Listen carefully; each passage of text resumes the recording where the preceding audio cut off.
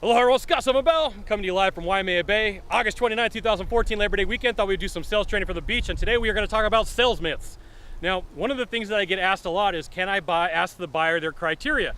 And sometimes people will say no, sometimes people will say yes. So this is a quiz for you. Can you ask the buyer criteria? Yes, you can, and you should, because here's the thing. There are people out there that do not belong doing business with you. And I have found historically over time that even in my process, that there's some people that I don't ever want to do business with again because they're such a distraction.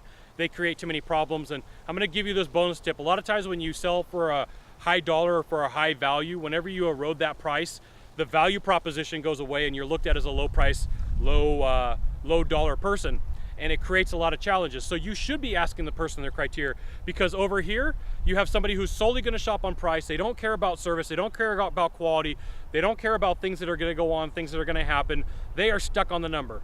And then over here you have somebody who shops on value. And then there's some hybrid people that are in between, depending upon the product or the service. They're going to buy somewhere in the middle, and it really doesn't matter to them because they don't care. So your job is to figure out what questions need to be asked about figuring out their criteria.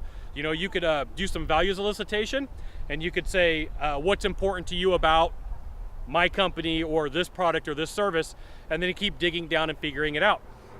And you know, a lot of times I found that when somebody doesn't want to give up these answers, they've already made a buying decision and they're just checking to make sure that they got a good deal, or they're so closely guarded, they're shopping on price and they really don't want to admit to it. So you have to understand that it is important for you to figure out what their buying criteria is and why they're going to buy and why they need to do right now. So, you know, one of my favorite questions is, why right now? Somebody says, Scott, I need help with my sales training. And cool, why right now? Well, I really suck right now. Okay, well, what's important about your sales trainer? And then they tell me, and then, you know, I dig down deeper inside. What's important about that? I learned that from Kendrick Cleveland. You know, what's important about that? What's important about that? And then going through an entire process with them and figuring out why they want to buy and what they need to do. And then I can tailor the package for whatever they need to have go on and whatever's really going to help them, instead of me guessing. Now, understand that in my sales process, when I deal with some companies and some people, there's people that I don't want. And there's people that I'm not going to deal with because, one, they're not going to take my recommendations. And, you know, one of the coolest things that my dad taught me, he owns a pest control company, is he went to a restaurant one time and I was riding with him when I was a kid.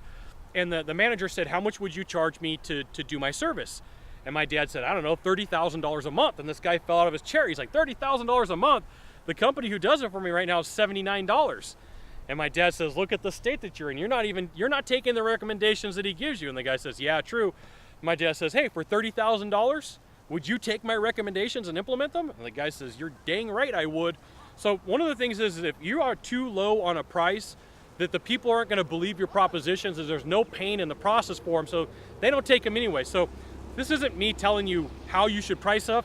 It's just an example of, if it's not enough there and there's no reason to do business with that person, you got to know when you should walk away. Now, if you could do a cool thing for me in the bottom, leave a comment, question, story about what you learned today, that'd be fantastic. You know, to the right or to the left, there's a subscribe button, and then there's like the thumbs up sign, which means like. You can hit that also. And then, you know, what's really cool is you can send it out to all your friends via StumbleUpon, Facebook, Twitter, YouTube, or at Google+. I said that really fast on purpose.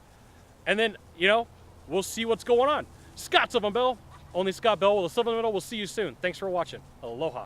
Hey, take a look at these sales myths, because they really do happen.